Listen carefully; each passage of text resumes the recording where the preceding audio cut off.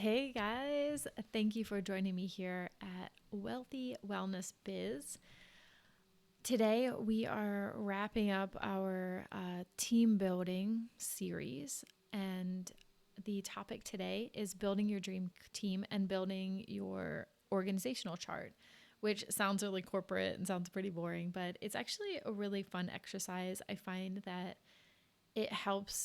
it can help us align to the vision and the bigger vision. And I am such a fan of having a really good map with where we want to go in our business. So to just branch off for a second and just tell you just a few little admin things. If you are watching this and you're not part of the Wealthy Wellness Biz membership group, you will find a link down below that you can join us in the community, access trainings like this. Every single week we have a live show, and then every month we have a bigger masterclass. We have guest trainers, and we will also have Q&A sessions too. So this is designed for wellness business owners. And if you're part of our group, I'm happy to have you here as we go through the training today. And if you're not and you'd like to join us, it's $37 a month, not very expensive at all to join a great community and learn actionable steps to build your wealthy wellness business. So, having said that, you'll find the links down below to join us. Now, in terms of building a dream team or even building any team at all, maybe not even necessarily your dream team just yet, I want to share with you that I've been in business now for a little over 15 years, and 10 of those years was completely by myself. Maybe even 11 of those years. I don't know. I haven't counted officially, but I know it was a really long time. And I really had this mentality of like, okay, I'm going to just be by myself. I'm going to figure it all myself. And I had some kind of faulty strategy to start off with. It was combined with this kind of faulty strategy that growing a team was going to be more expensive, which technically it is, but it isn't, because it allows you to do a lot more. You're only one person, and many of us have families and other things, and you want to have a life outside of your business too. So I didn't have that for years. I didn't have a life outside of business. I was really working all the time. I was probably working 60, 70 hours a week. I just really buried myself in building this business. And the more that it didn't work, the harder that I worked, because I needed it to work, right? I didn't want to go back to a 9 to 5. I didn't want to go back to being an employee. I wanted this business to work. But what I really didn't see is like me doing everything myself was actually super, super limiting to my growth. I just wasn't growing. I was making a little bit above. I mean, the business was succeeding in the fact that it was making at least as much as I was making at my 9 to 5 job. But I felt like there was definitely like a ceiling, like there was a cap that I couldn't get above. And that happened for years. I was making just enough to pay the bills, but I was not feeling like it was a success. And I was working, like I said, 60, 70 hours. I was always working. I was always thinking about the business. I was working on weekends.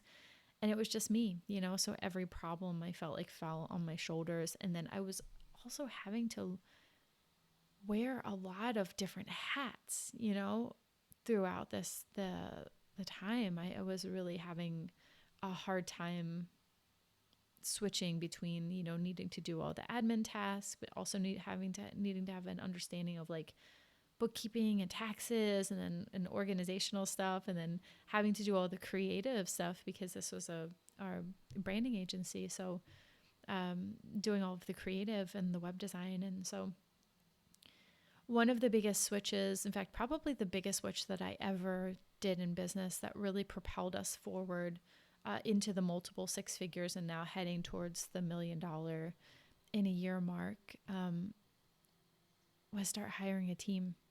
And it actually came out of desperation. I'd just like to share this with you, just so you know. I hired my first person after crying in the bathtub and being like, I just can't do this anymore.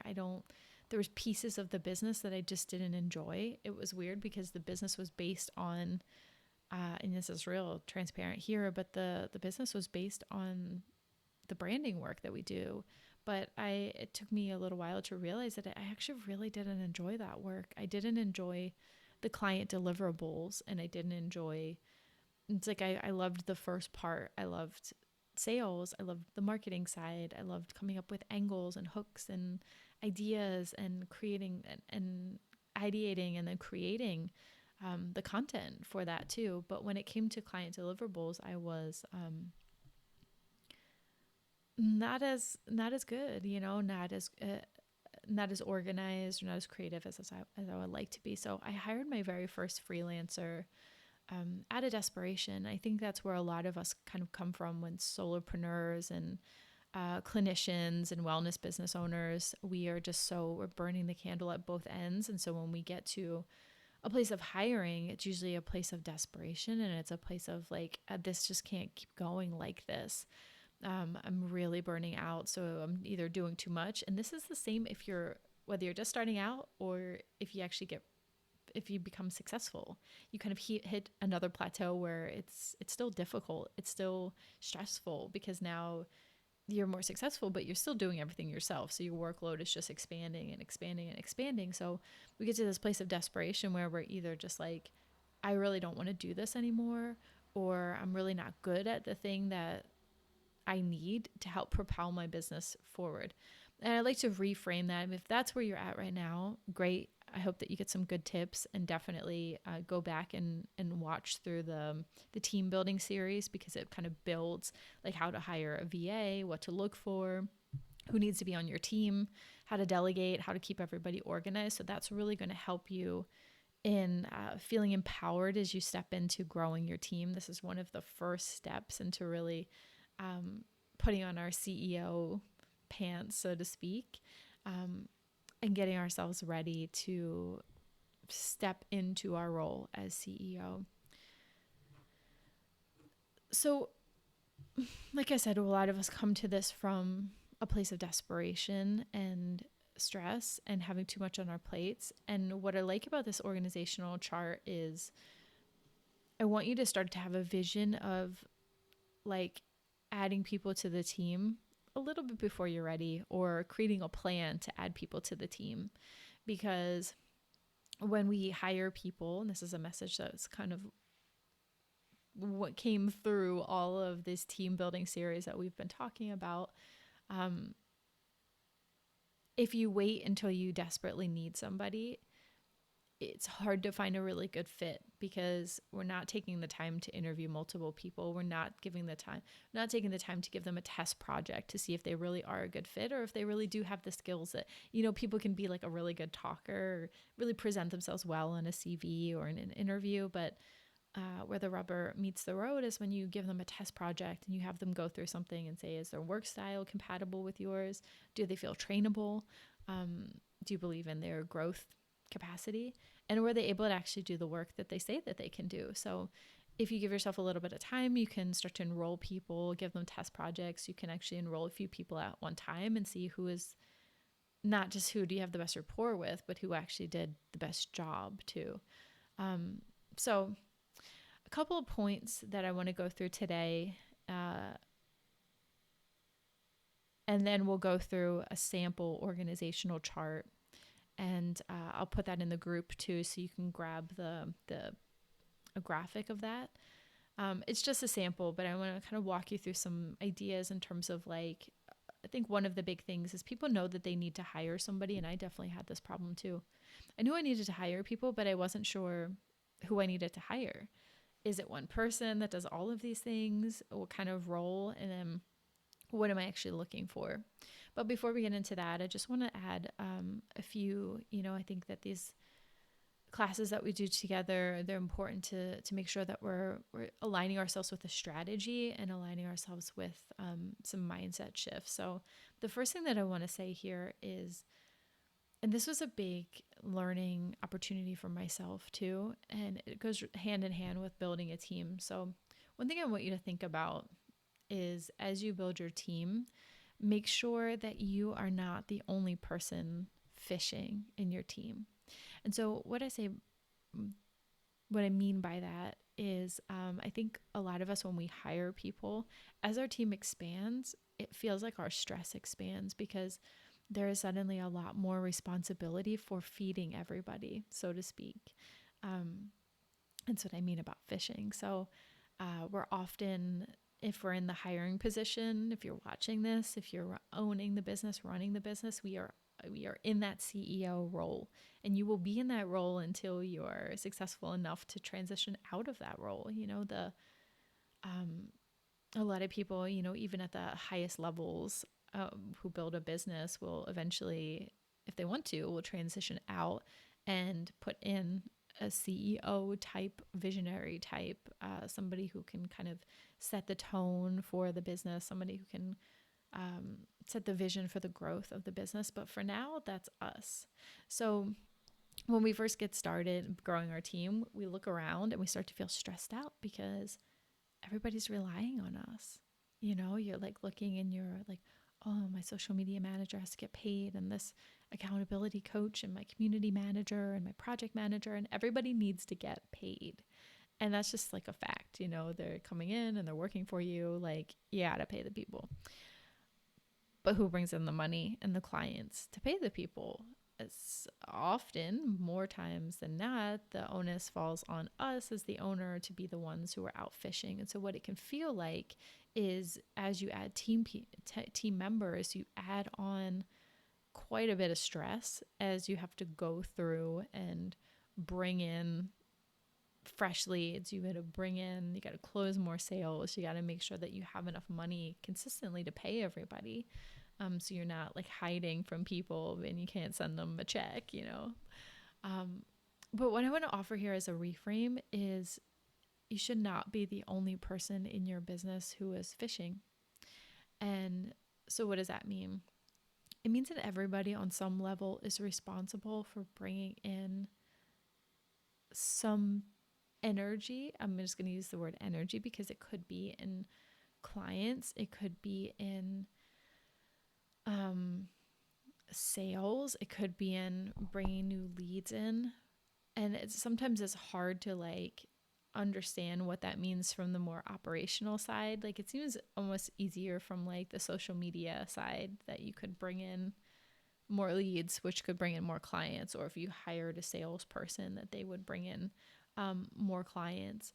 From the operational side, you can actually think about it a little bit different in terms of like the opportunities on the business ops side, which is a little more kind of like numbers and analytics and metrics and efficiencies, is to create efficiencies in your business. So a good project manager, for example, will help you fish by making the process more efficient so that you can actually take on more clients at a time.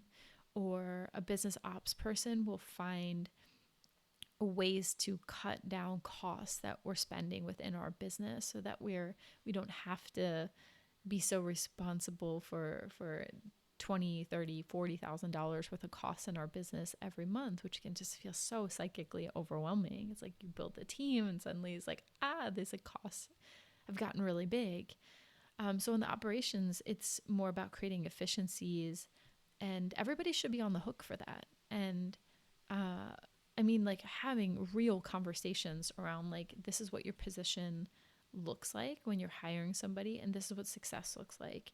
And it doesn't always have to be drawn to like a specific number, but I think having benchmarks can be really helpful too. So for example, bringing in a social seller, and their goal is to, talk to DM 8 to 10 people, quality leads for you, find them, research them, source them out, connect with them, and then transition them into 5 sales calls, 6 sales calls.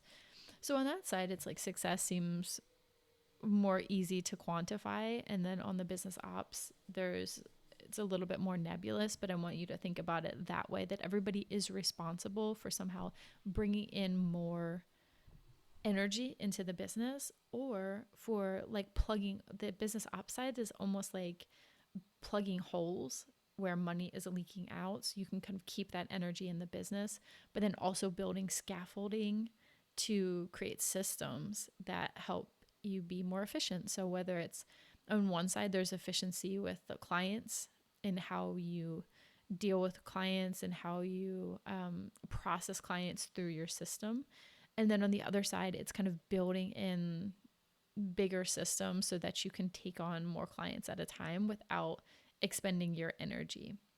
So I hope that makes sense. It's, for me, was one of the biggest reframes that I needed to hear in growing a business, is that I shouldn't be the only one fishing. I shouldn't be the only one feeling at the top, very lonely and very responsible for feeding everybody. Because that's what I was feeling like for a long time. And I would say, if I could impart that wisdom, is to create those systems and create that conversation within the team.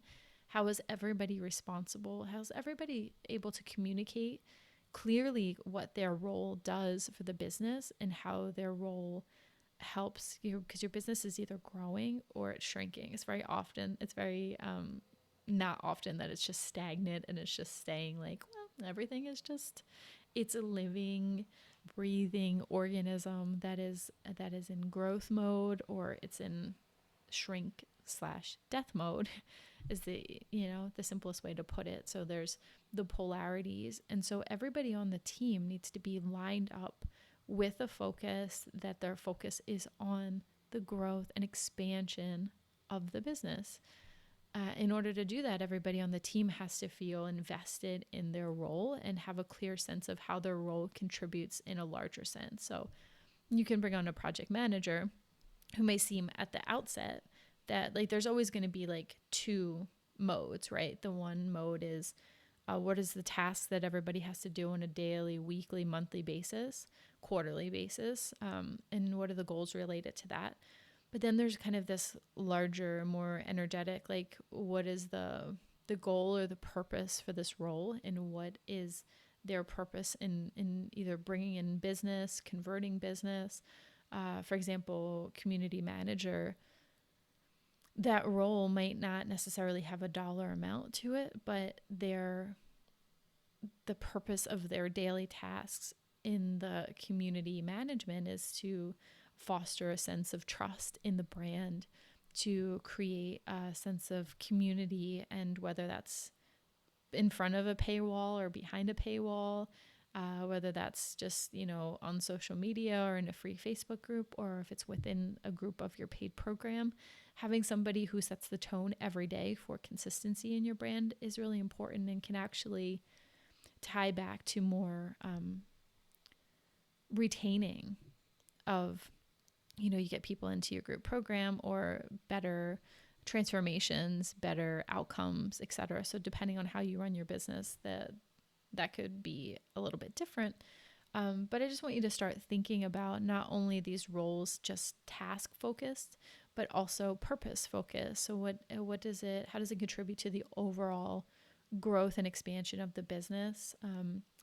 Rather than what we really don't want is somebody on our team that's sucking resources and not giving back. And often when people see an admin role or an operations role, it's hard to kind of tie that back to, the easiest one is like sales, right? We hire a salesperson, they bring in the leads, they close the leads. I can kind of go back and say you brought in X amount of dollars, but it becomes a little bit more like you got to sit down and think about it a little bit with all of the roles. And I think that's a good primer in terms of like, there are, and you'll see on the organizational chart that I put together, that on the left-hand side, there's more of like the kind of front-facing, generative side. And then you've got the op side.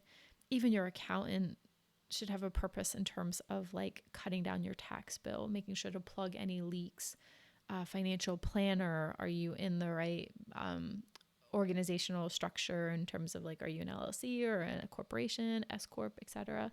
So even when you think about the bookkeeping side of it, it's like the tasks are to do the taxes and this and that and do the bookkeeping, but actually the larger purpose of it is to plug any holes so that you keep more of that energy within the business. And then once the holes are plugged, a good financial team will be looking for ways to create more wealth within that context. And all of this we can break down, in a lot more detail, but I wanted to just make sure I was like reframing that. The other thing I want to talk about is when it comes to hiring and building your dream team, a question that I get often is around like, do you hire somebody who's really seasoned or do you hire somebody who's more green? And I think for me, the answer to this really depends on kind of there's a few things in here for me. One is like, what is your desperation level? And how hands-on do you want to be? And what's your budget? I mean, I guess that's probably the biggest consideration, because people who are highly trained and highly capable and independent in what they do. So say, let's take Facebook ads, for example. You want to start running, or paid ads in general. You want to start running a paid ad campaign to your quiz, to your lead magnet, to your program, to your webinars, etc. You have a list of why you would want to bring on a paid ads system. You have a couple choices there. One is to hire out a done for you team, and you're going to be prepared to spend, $3,000, $4,000, $5,000, $6,000 a month, because this is a highly trained team. And the hope is that if they're a good team and they're worth their money, they're able to take that completely off of your plate. Besides in the very beginning, where they'll probably need a lot of information from you around like the type of person that you work with and your funnels and all of this good stuff. We won't get into that at all, because that's a whole new can of worms. The hope is that they take everything off of your plate for you, and it doesn't take a lot of your time or your effort. So that's worth paying for if you have the budget. And if you're like, this is a part that I don't really want to be very involved in this. It gives me a lot of sense of relief. So a lot of my decision making comes from like, where do I feel the greatest sense of relief? Not just logically, what do I think is a good idea, but like tap into it in myself. And if it feels like it's a huge relief to be able to hire someone and not have to do this part, then I have a really good sense of my answer there. If it feels like a relief to not work with a client, if it feels like a relief to say no to something or to say yes to something or to bring somebody on, I want to invite you to start trusting in your own sense of enthusiasm, or like, oh my God, that just feels so good to just, I'm going to take this whole chunk of my business. It's like when I hired an accountant. I used to always do all my own bookkeeping and taxes, and it was just a crap show. It just was not, it's not my strong suit. When I was able to just pass that all over, it was like, whoa. So we're looking for the spaces that like, because the place where you will find the most relief is a place that will free up a lot of energy for you to move more into what you do best, what you feel enthusiastic about, what you feel like you could do all day, what just flows out of you just super effortlessly.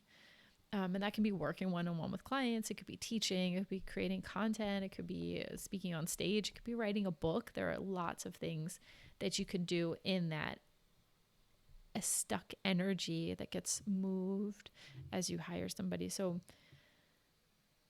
circling back to what I was saying, I went off on a tangent there but I think it was really, for me, is super helpful to kind of use my like feeling to make decisions.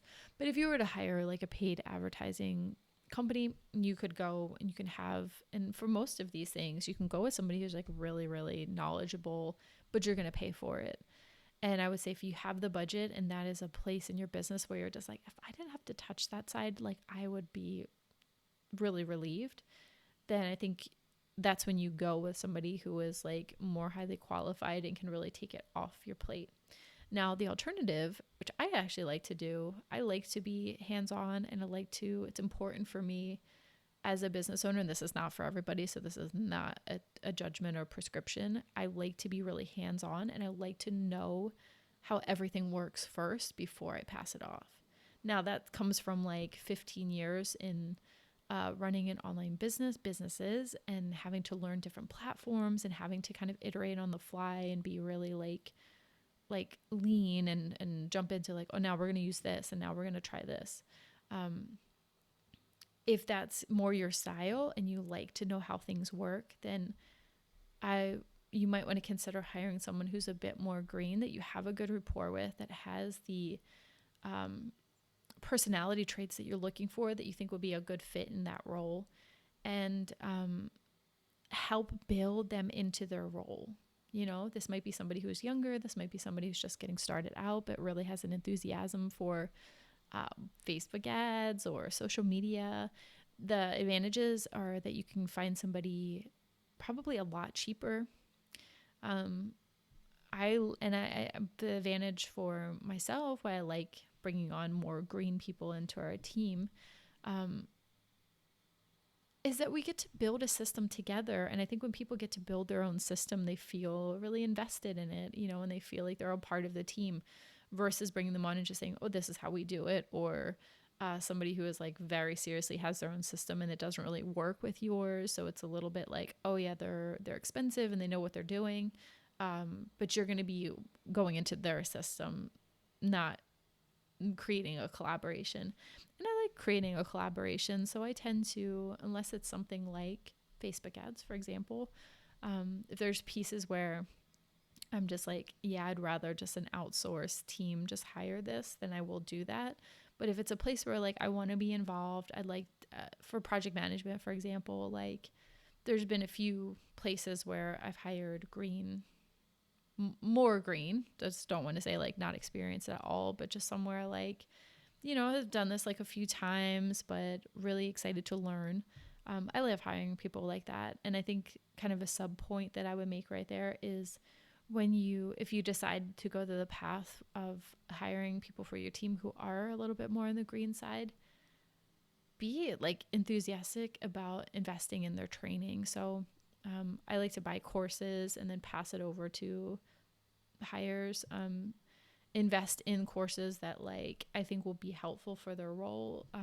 Even if it costs me $1,000 to $3,000, I'll, you know, have a meeting with that member of the team, see if this is something that we both think will help their growth, and then buy the program and have somebody else train them on a system. So I don't claim to be the expert in a lot of the things that I'm hiring for, but if there are places where that freelancer or the member of staff for Brand Better, I feel like it would benefit their role. I'm not shy to invest in training for them because I see it as a long-term relationship. And then also once you have the trainings, if that person does leave, you know, and you're hiring somebody else, you have the training that you can pass over to them too.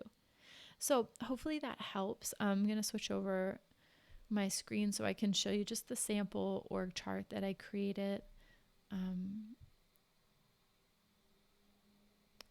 Hopefully this works because I am working on a new platform here. Oh, I love when it does this. It's so freaky. It's like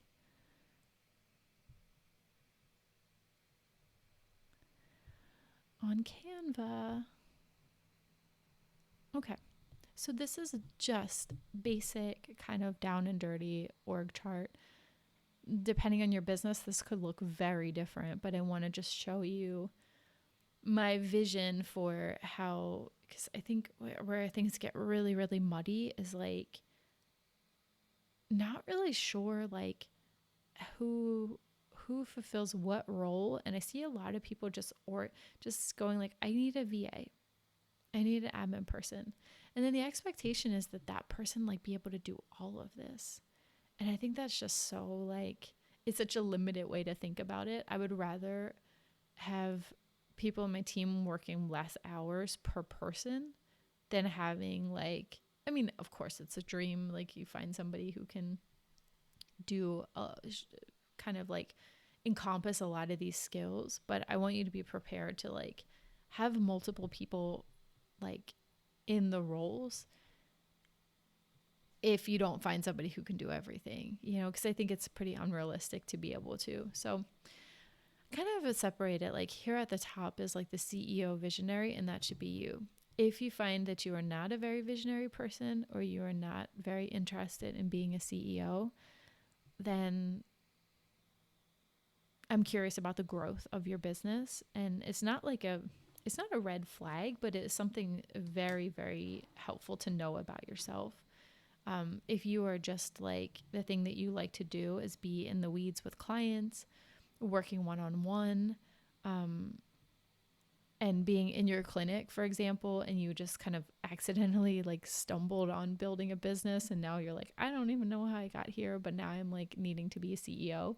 Some of us are more oriented to like, I love being a CEO, and I would happily be the CEO of 10 different iterations of my business. Doesn't have to necessarily be any of the stuff that we do, branding or podcasting, or like I would start a new business tomorrow and then really enjoy the act of building the business, because that is the role that I am the most comfortable in, and that's the role that I love, is the CEO visionary side of it. If you are less passionate about that, and you're more like, you like being in the clinic, you like doing the health coaching role, and you like kind of being there, but you're not really enjoying the CEO visionary, right now it's you, but that doesn't mean it always has to be. So if you are like not really liking the business building side of it, I would suggest, as you build your team, that you bring on pretty quickly somebody in like the business ops or online business, OBM is online business manager, somebody who can like, or a marketing manager, which could be like a growth manager, something at like the kind of top level here, of a person who can support this like CEO visionary side of things. So this means that whoever is in this like top role here on either side can actually come up with ideas. That's going to be really important, right? So I think that's actually, from the top down, it's one of the most important things that we're looking for, is like, some of us straight up love the CEO visionary stuff. But we're not, probably, if you're in that role, you're probably not a great implementer. So you can come up with or maybe you can implement things, but you are not really consistent. And that's okay, because that's not really a requirement so much for the CEO visionary role. Like, your role at the top level is to like come up with ideas, to be thinking about your business, to be thinking about your customer journey, how you can be doing things better, how to keep at the top level the expansion and the energy growth of the business flowing. But if you don't want to be in that role, you'll need at some point to have a thriving business. If that's your goal, is to have somebody on the marketing side or the business ops side, online business manager, who can on some level step one foot into the visionary side. So that means, like, if I love being in the CEO role, I might be able to have marketing and business ops people who are more just kind of following the ideas that I'm coming up with, versus if you want to just be kind of more in the business, then you'll need people who will come up with ideas and come up with fresh ways to expand the business, and are really excited about find somebody in that role who's excited about building businesses, because if that part is like, I wish I could just be in the clinic and not have to do the business building side, you need to partner up with somebody who loves building businesses and loves coming up with ideas. So for me, that's kind of the simplest way to, like, I'm going to putting you in parentheses, but it doesn't have to be you. And eventually you could have somebody who is technically like the CEO of the business. This is once the business gets to a certain level of success, where you can actually step aside from the business a little bit and have somebody who really, really enjoys business building, like, in that role. So that's kind of top level. If I go right down the middle, and this is probably one of the first things that you'll want to hire for if you are just a team of one, is a VA, virtual assistant, admin, or also I would think about this as a right-hand person. So this could be somebody who does like a hybrid, depending on your business model and how you need to work with people. This could be like assistant tasks. It could be even just like executive assistant, like personal assistant tasks. It could just be like, who is your right hand person who's there to answer emails, to do admin tasks, to do research, to help book flights for you, depending on how busy you are. You know, you might need somebody who just helps with a lot of those things. And that could be a melding of business and life too. But just like the more that you step into that CEO role, the more that you'll need like a VA. And then I'm also putting down here things like clinic support. So some of you probably have like a brick and mortar, or you just need somebody to help out with charting and keeping things organized, answering phones, is anything kind of around like, whereas the VA, you know, might be a little bit more for you personally. You might need clinic support. I'm also putting accountability coaches here. These are things like a role, an admin role that deals directly with clients and people who have paid you money that need support. So they may need coaching support depending on how you're organized, or they may need support with billing or things like that. You don't have to have any of these, but it's just a good sense of just like how I would, as a wellness business, how I would start to build out my role. So on this column, so this is kind of like down from you. Like we've got help for you and help in the admin, and then we've got help for clients who have already booked your services. The other sides are more kind of generative in terms of generating business for the clients. And then this is more operational, as in like we talked about earlier, as in plugging holes and then building scaffolding for the business. So the first one here is a business operations person or a business manager. This is someone who is interested in growing the business. It could also be a hybrid role with somebody who's a project manager, depending on your industry. This is somebody who helps create systems. It's somebody who is like loves efficiency. They might not even be a front-facing, client-facing person. So they can have a personality that's introverted, and their job, and that's okay, because their job should really be about building the business. So creating the systems, creating what creates efficiency in your business, and putting that in place. So this is your implementer. This is the person that helps you create launches. This is the person who helps generally keep the business systems developing and implementing some of the new ideas. And this is like it can be a confusing role because it can take on, you know, OBMs can do lots of different things. And sometimes they're a little confused with virtual assistants, and it could actually be one hybrid role. I like having a virtual assistant who's doing more of the kind of basic tasks, and a business ops person who is more seeing the bigger picture and then being able to like implement the systems. I'm going to put it here on this side of plugging the holes, an accountant, bookkeeper. They can be two separate people. You can have a part-time bookkeeper, and you can also have an accountant. Also in here, you can have another person who's more of a financial advisor. So the bigger that you get, the more you want to build out this financial piece, financial roles over here.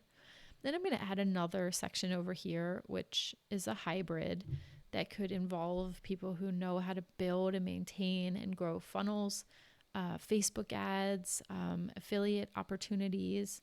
These can all get built out into separate roles.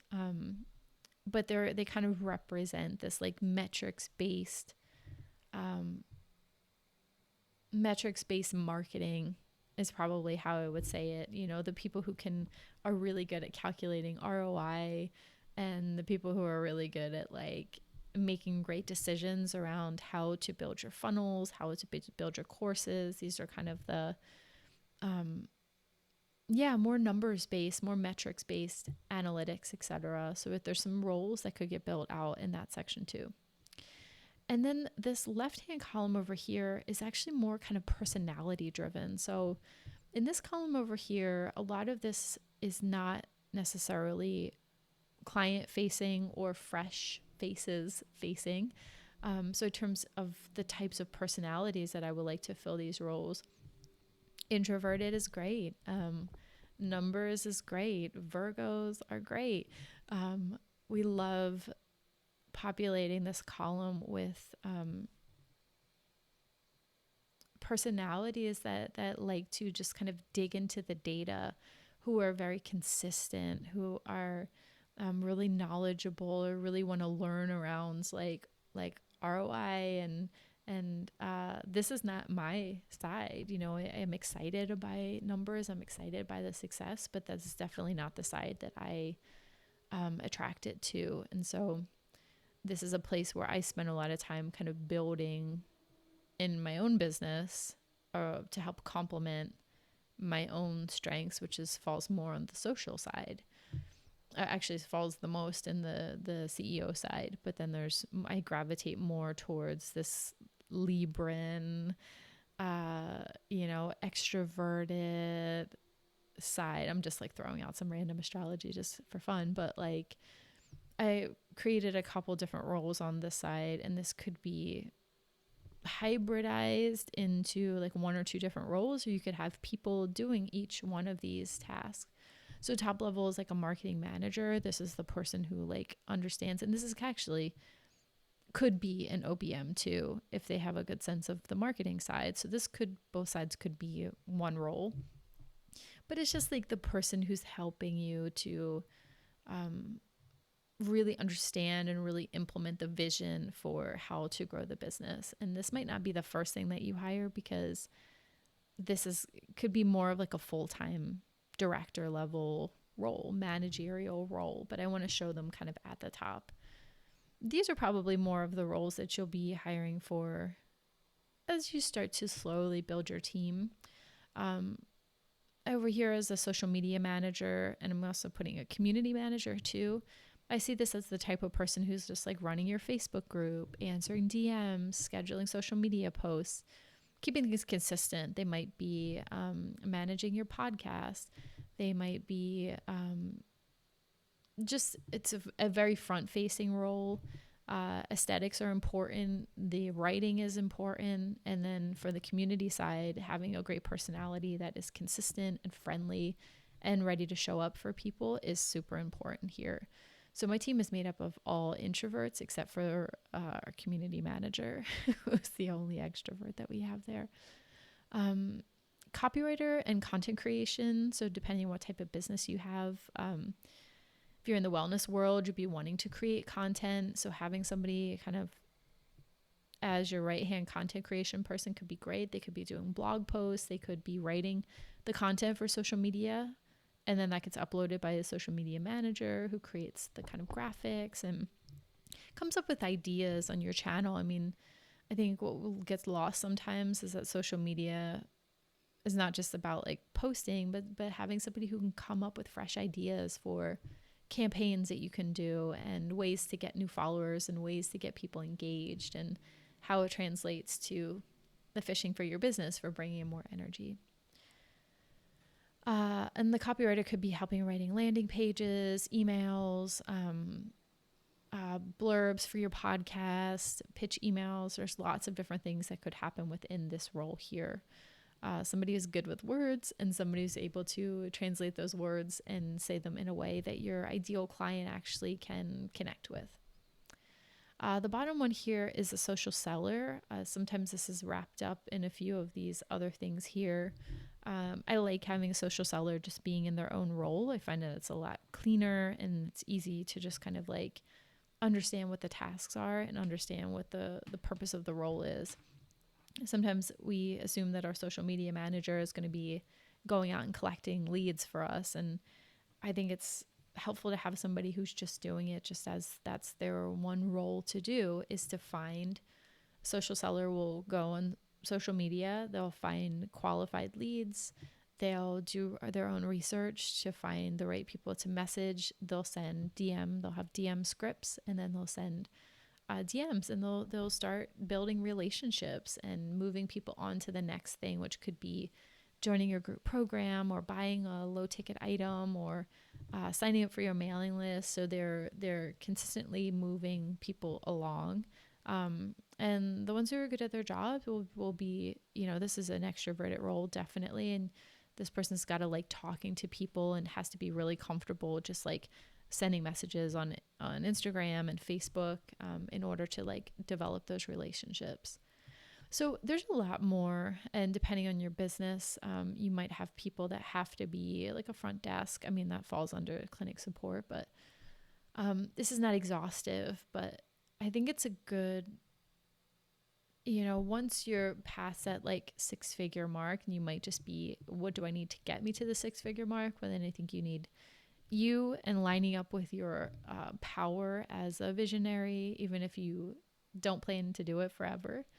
You definitely need an admin person and a right hand person, and then some kind of hybrid, maybe of a business ops and somebody who knows marketing, would be the next steps that I would move into too. Even if they're just working for a couple hours a week, having more eyes and ears and hearts and minds on your business is definitely helpful. And like I said in the beginning, was something that moved the needle forward tremendously in my business. I mean, it was like, people have before and after pictures. That was my clear before and after.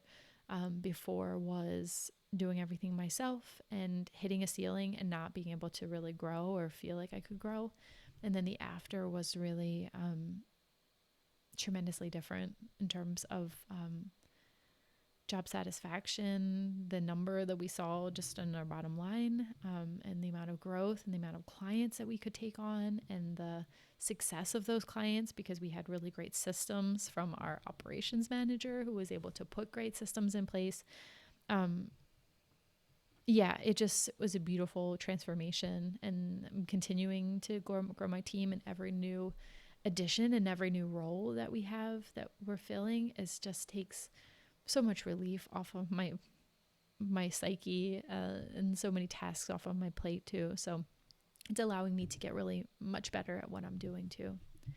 So I hope that this helped, in just kind of forwarding your understanding around building a dream team, around how to organize your team.